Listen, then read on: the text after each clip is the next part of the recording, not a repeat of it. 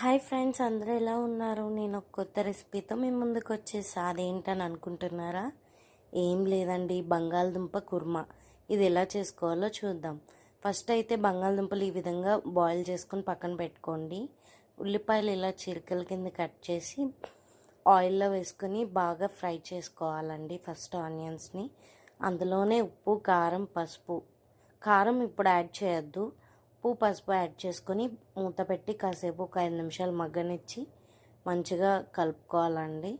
అది మగ్గిన తర్వాత కొంచెం కారం, అలాగే అల్లం వెల్లుల్లి పేస్ట్ కూడా కొంచెం వేసుకోవాలండి. వేసి బాగా కలుపుకోవాలి. కలుపుకొని కాసేపు మూత పెట్టి తీసిన తర్వాత అందులో కొత్తిమీర వేసుకొని కొంచెంసేపు మగ్గిన తర్వాత ఈ బంగాళదుంప ముక్కలన్నీ యాడ్ చేసుకోవాలండి. ఇది ఆల్రెడీ బాయిల్ అయిపోయింది కాబట్టి ఇందులో కొంచెం వాటర్ వేసుకొని మళ్ళీ మూత పెట్టి ఒక 5 నిమిషాలు మగ్గనిస్తే అంతే అండి, రెడీ అయిపోయింది.